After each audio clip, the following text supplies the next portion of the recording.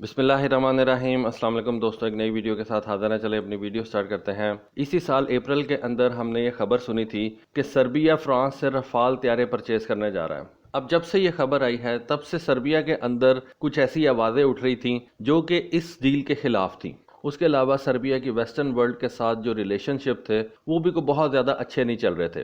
Rather کہا یہ جاتا ہے کہ سربیا نے رفال طیارے پرچیز کرنے کا فیصلہ بھی صرف اسی لیے کیا تھا تاکہ وہ ویسٹرن بلاک کے اندر جا سکے اور یورپی یونین کے اندر اس کو جگہ مل جائے۔ آلدو اگر آپ کو پتا ہو تو سربیا یورپ کا ہی کنٹری ہے، لیکن وہاں پہ بھی ایسا چکر ہے کہ اگر آپ ویسٹرن کنٹریز کے ساتھ مل کے نہیں چلتے، ان کی بات نہیں مانتے، تو یورپ میں ہونے کے باوجود آپ یورپی یونین کا حصہ نہیں بن سکتے۔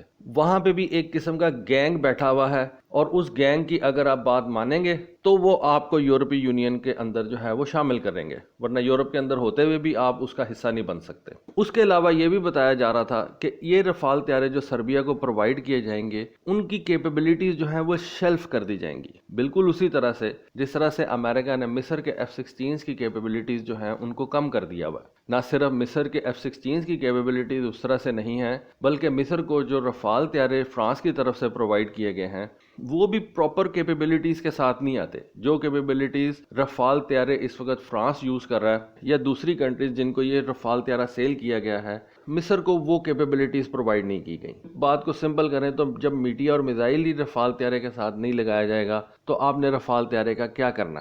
اینی وے، کچھ اسی طرح کی باتیں سربیا کی گورنمنٹ کے ساتھ بھی کی جا رہی تھیں کہ رفال طیارے دیے تو جائیں گے سربیا کو، لیکن ان کی کیپیبلٹیز جو ہیں ان کو کم کر دیا جائے گا۔ سربیا نے یورپی یونین کیوں جوائن کرنا ہے؟ اس کی وجہ اکنامک ریزنز ہیں، اور سربیا بھی یہی چاہتا ہے کہ ویسٹ کے ساتھ مل کے تو وہ اپنے کاروبار کو بڑھائے، ویسٹ سے چیزیں پرچیز کرے، ویسٹ کو اپنی چیزیں سیل کرے، اپنا ہیومن ریسورس ویسٹرن کنٹریز میں بھیج کے اور اپنے ملک کے لیے ڈالرز وغیرہ جو ہیں وہ کمائے۔ اس سے پہلے اگر آپ سربیا کی ملٹری کی طرف دیکھیں تو آپ کو نظر آئے گا کہ اس کے پاس رشیا کے MiG-29 جہاز بھی موجود ہیں۔ سربیا کے پاس چائنا کے بنے ہوئے HQ-22 surface to air missile systems بھی موجود ہیں۔ پینٹفر ایئر ڈیفنس سسٹم بھی سربیا جو ہے وہ استعمال کرتا ہے۔ زیادہ تر اسلحہ آپ یہ کہہ سکتے ہیں کہ یا تو رشین ہے اور کچھ ان کا اسلحہ جو ہے وہ چائنیز ہے۔ چائنا کی بڑی کامیابی تھی کہ چائنا نے ان کو اپنا HQ-22 ایئر ڈیفنس سسٹم جو ہے وہ سیل کر دیا۔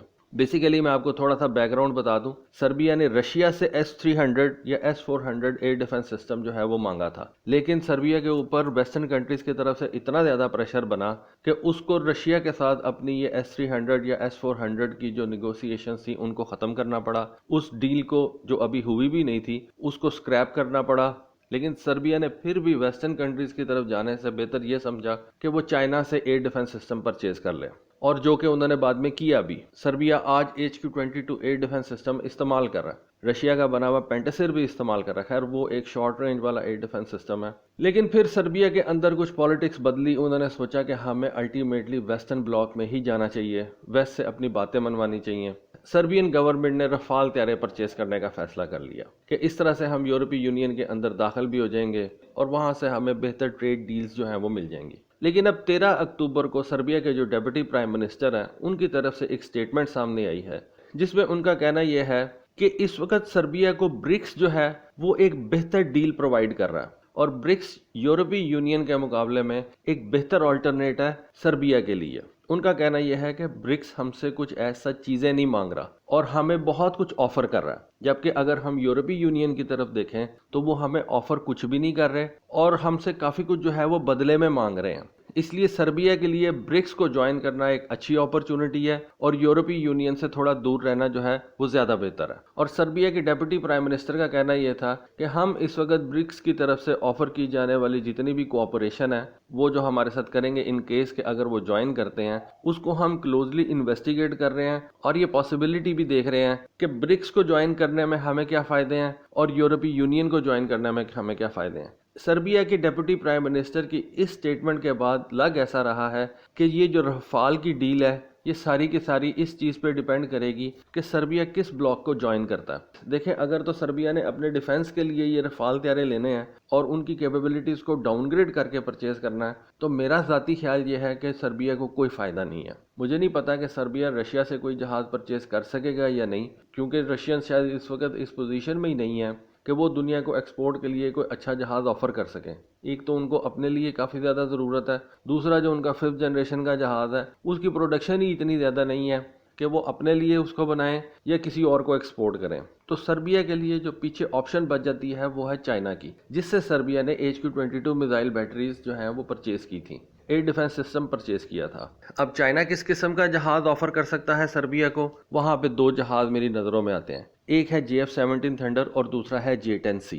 JF-17 تھنڈر میں کیوں کہہ رہا ہوں، although وہ MiG-29 کے مقابلے میں بھی چھوٹا جہاز ہے، J-10C کے مقابلے میں بھی چھوٹا جہاز ہے، لیکن سربیا کی ایئر فورس کو بہت زیادہ بڑی ایئر فورس نہیں ہے. اس کے پاس ابھی صرف 14 کے قریب یہ MiG-29 جہاز ہیں.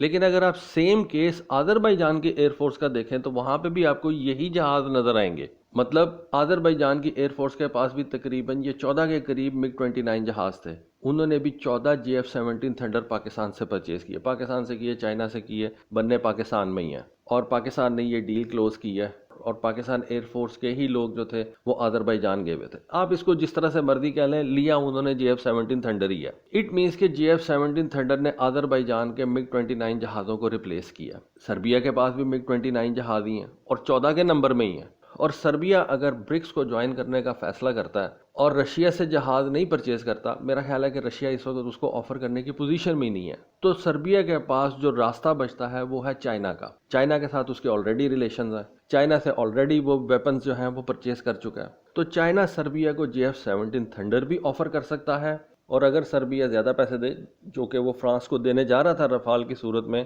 تو چائنا سربیا کو J-10C جہاز بھی سیل کر سکتا ہے، کیونکہ J-10C جو ہے وہ ڈیفینیٹلی JF-17 تھنڈر سے بڑا جہاز ہے. اور اگر سربیا کو ایک تھوڑے بڑے جہاز کی ضرورت ہے، جیسا کہ ہمیں نظر آ رہا ہے کہ اس کے پاس MiG-29 بھی ہے جو کہ ایک میڈیم ویٹ فائٹر جیٹ ہے، اور وہ جو رفال پرچیز کرنے جا رہا تھا وہ بھی ایک میڈیم ویٹ فائٹر جیٹ ہے، تو ہو سکتا ہے کہ J-10C سربیا کی ضرورتوں کو زیادہ بہتر طریقے سے سرو کر سکے.